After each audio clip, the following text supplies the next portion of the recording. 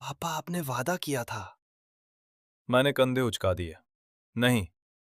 ठीक है, देर हो रही है, तुम सो जाओ। मेरी आवाज में आए ठहराव को पकड़ते हुए उसने ताना मारा। तुम मुझे अपाहिज कहना चाहते हो, है ना? मैंने जम्हाई ली। तुम अपाहिज हो, सो जाओ। आरोप के जो शब्द वो कहना चाहती थी वे उसके गले में अटक गए। उसे उसकी आलोचना करने का बहाना मिल गया था, लेकिन फिर जैसे वो चूक गई। बिना कुछ कहे मैंने उसे बिस्तर पर लिटाया, उसे कंबल ओढ़ाया और लाइट बंद कर दी। फिर मैं बिस्तर के दूसरी तरफ कूद गया, कंबल अपने ऊपर खींच लिया और खुद को भी ओढ़ लिया। बाय निंगबिंग पूरी तरह से हैरान थी। तुम मेरे बिस्तर पर कैसे सो सकते हो? मुझे बहुत नींद आ रही है। मैडम, 24 घंटे बॉडीगार्ड का क्या मतलब है? सो जाओ।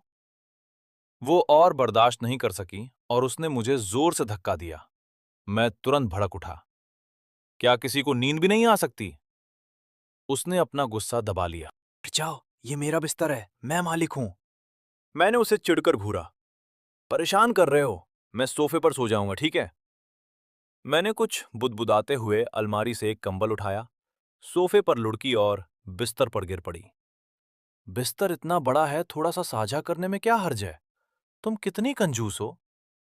अंधेरे में बाई निंग बिंग ने तकिए के नीचे छिपा हुआ कंबल निकाल लिया।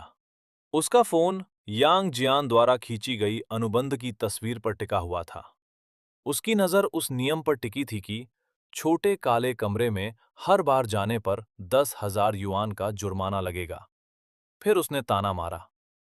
कितना लालची आदमी है। 1 घंटे बाद, जब मैं गहरी नींद में सो रहा था, बाई निंगबिंग ने यांग जियान को संदेश भेजा कि आकर उसे धक्का दे दे। मैं जागा, आंखें मली और खाली बिस्तर देखकर भड़क उठा। धिक्कार है, मेरे 10,000 युआन। मैं इतना बेचैन था कि कमरे से बाहर निकलने का भी समय नहीं मिला। दूसरी मंजिल से कूद गया और शॉर्टकट से उसके पीछे भागा।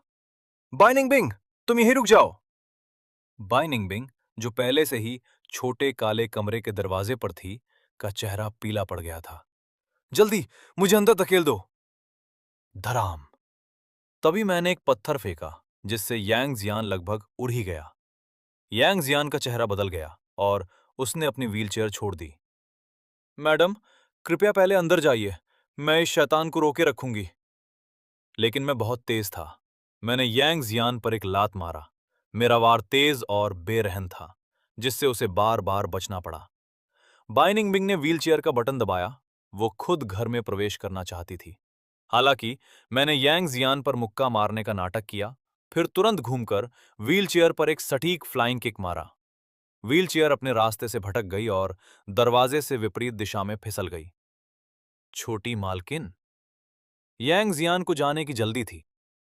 भागा, लेकिन लड़ने के बजाय मैं नीचे झुका और एक पत्थर उठाकर उसकी पीठ पर जोर से मारा।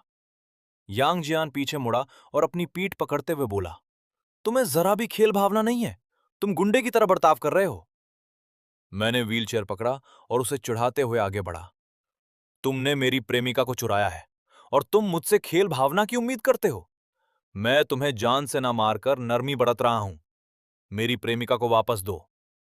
मैंने भौहें चढ़ाते हुए कहा, बिल्कुल नहीं। क्या वो कोई वस्तु है जिसे तुम अपनी मर्जी से लौटा सकते हो? यांग जियान ने जल्दी से विरोध किया। मैंने संतुष्टि से सिर हिलाया। बाय निंगबिंग असहाय होकर आंखें बंद कर लीं। वो पूरी तरह से हताश हो गई थी। मैंने उसके चेहरे पर थपथपाते हुए कहा, तुम बदतमीजी कर रही हो। मैं पहले से ही इतना गरीब हूं और तुम फिर भी मुझसे 10,000 युआन कटवाना चाहती हो। मेरे बोलने से पहले ही मैंने उसे धक्का देकर छोटे से अंधेरे कमरे के सामने धकेल दिया। फिर कुछ कदम पीछे हटकर दौड़ लगाई और एक जोरदार लात मारी। धमाका। यांग जियान ने जिस दरवाजे को अभी ठीक किया था, वो फिर से गायब हो गया। ये देखकर यांग जियान ने गहरी सांस ली और फिर बाई निंग बिंग से बुदबुदाते हुए कहा, मैडम, ये खजाना कहां से आया? मैं शायद इसे हरा भी ना पाऊं। अगली बार जब आपको मुझे इस यात्रा पर ले जाना हो, तो बेहतर होगा कि आप किसी और को भेजें। कल मुझे मैडम से डांट पड़ेगी। मैंने व्हीलचेयर पर खुद को संभाला और आत्मविश्वास से जवाब दिया, देखा, तुम। जैसे ही आप इसे लगाएंगे, मैं इसे उतार दूंगी। और फिर भी आप मुझसे 10,000 युआन काटना चाहते हैं? लोगों के बीच भरोसे का क्या? वापस सो जाओ। इस बार मैं तुम्हारे बिस्तर पर सोऊंगी और तुम्हारी रखवाली करूंगी। बाई निंगबिंग, जो मुश्किल से होश में थी, होश में आई। अंगरक्षक, हे मिस बाई, उसने दांत पीसते हुए कहा, मैं वापस नहीं जा रही। मेरी मां ने आपको जो कुछ भी दिया है, मैं आपको उसका 10 गुना ज्यादा दूंगी। क्या? तुम वापस जाना चाहती हो? तुम्हें लगता है कि तुम्हारी मां ने तुम्हें कम दिया है? तुम मुझे 10 गुना ज्यादा देना चाहती हो? वो इतनी गुस्से में थी कि उसकी छाती फूल रही थी। यांग जियान, इसे बाहर निकालो। यांग जियान अचानक होश में आया। आह, मुझे जाने दो। ठीक है मिस, मैं पहले जा रहा हूं।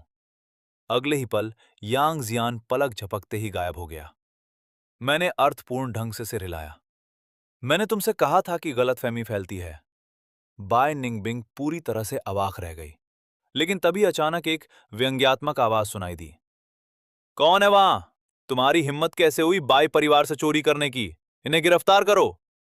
इसके तुरंत बाद काले रंग के कपड़े पहने कई अंगरक्षक बिजली के डंडे लिए हुए सीधे बाय निंगबिंग की ओर दौड़ पड़े।